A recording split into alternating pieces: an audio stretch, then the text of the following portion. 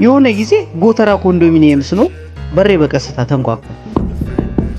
እንዳጋጣሚ ሆኖ ደግሞ የአስቴርን አልቻልኩትም ወሩን የሚለውን ሙዚቃ በትንሿ ጂሜል ስፒከር ከፍቼ እያዳመጥኩ ነበር።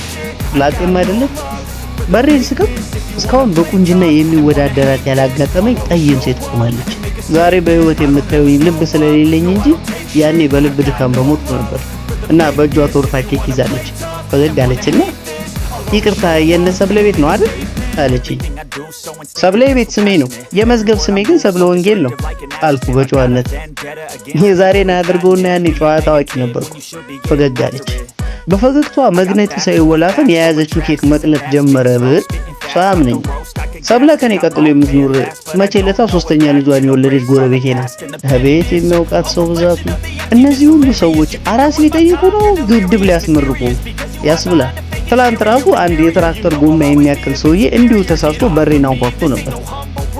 ምን ያንኳኳል ብሎኩ እስኪነቃነቅ ገጨው እንጂ ስከፍት ሰላም እንኳን ሳይለኝ ወደ ውስጥ ለማየት እየተንጠራራ እንደ ትራክተር በሚያጓራ ድምፁ ሴት ወለድሽ ወንድ ገንፎስ ተዘጋጅቷል ብሎ ሊወጣብኝ አረቀስ ሰውዬ ብዬ ገፍትሬ ነው ቤቱን ያሳየሁት። ቁርጥ አባቷን ለማለት ይሄው ልጅ ቆላ ደግሞ ገንፎ ይላል እንዴ? ይሄ በሮቶ በርሜል ቢገረፋለት የሚመልሰው አይመስልም። ምን እዚህ በየአመቱ እየወለዱ ያጨናንቁናል ብዬ ተነጫንጬ ነበር በሬን የዘጋሁት።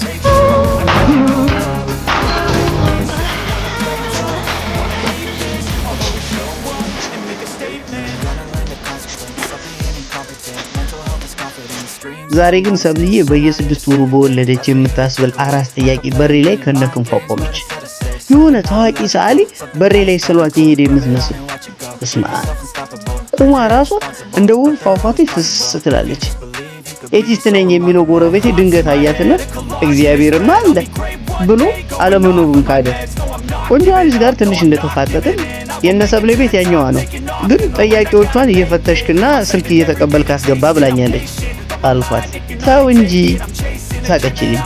ስትስቅ ከዚህ በፊት ያየሁት ሳቅ ሁሉ ተራ ማቅጠጥ ነበራል። ውበቷን ለመግለጽ ቋንቋ አቅም የለውም። ጣቷን ተመለከትኩ። ከቀለበት ነፃ ሀገር ነፃ ብትወጣ ራሱ እንደዚህ በእፎይታ አልተነፍስም። ይቅርታ ጠይቃኝ ልትሄድ ስትል አሽቃበጥኩ። ቆይ ላሳይሽ፣ እዛ ድረስማ ብቻሽን አትሄጂም ቢጠልፉሽስ ብዬ ቀደም አልኩና 3 እርምጃ የሚርቀውን የሰብለን በር አንኳኳ።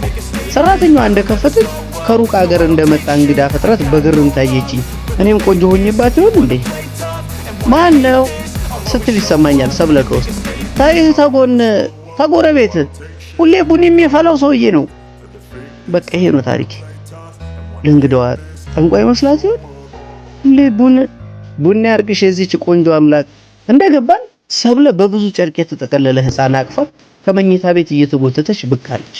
ከእንዴ ቡቲክ ነበር የምትመስለው። ይሄ ሁሉ ጨርቅ ጥቅለላ ምንድነው? እንዳየች አንተ ብላ ጮኸችና እንዳታናግረኝ ብላ በውሸት ኩርፊያ ገላምጣኝ ወደ እንግዳዋ ዞራ ናርዲዬ ቆንጆ የታገኘሽ ይሄን ዝጋታም ብላ ተሳሳቡ። አይታይም እኮ የዛሬ ወር ነው ያየሁት፣ ለስሙ ጎረቤት ነው ተሳሳቡ። ሌላውን ዝርዝር እንተውና ሰብለ የጎረቤት አቋን እንዴት እንደተወጣች ላስረዳ። ከብዙ ወሬ በኋላ አዲሱን ልጅ አንስታ እስኪ ቀፉት ከሸናባችሁ ያው ተወልዳላችሁ ይባላል እኮ ሁለታችሁም ብትመከሩ ቢብላችኋል መቼም አሳቀፈችኝ። ለተወሰነ ጊዜ ልጁ ከተጠቀለለበት ልብስ መለየት ከብዶኝ ነበር። ለምንድነው የሀበሻ እናቶች ህፃን መጠቅለል የሚወዱት? ቀስ ብዬ ለእንግዳዋ አቀበልኳት። ውይ ብላ አቀፈችው። ውይ አባባሏ ብቻውን ተቀርጾ ዩቲዩብ ላይ ቢለቀቅ ከዛች ልጅ አልበም በላይ ይደመጥ ነበር። ቀና ስል ሰብለ ጠቀሰችኝ። አትፍዘዝ ነው ነገሩ። እንኳን ጠቅሰውኝ እንዲያውም ማኮብኩቤ ነበር። ከዛ ጊዜ በኋላ ቆንጆዋ ናርዲ ወደ ብሎካችን ስትመጣ ቤት ተሳስታ አታውቅም። በትክክል የኔን በር ነበር የምታንኳኳው። አንኳኩ ይከፈትላችኋል፣ ስትገቡ የመኝታ ቤት በር ይጠብቃችኋል ብዬ የቦኬን ግጥም አስተካከልኩታ።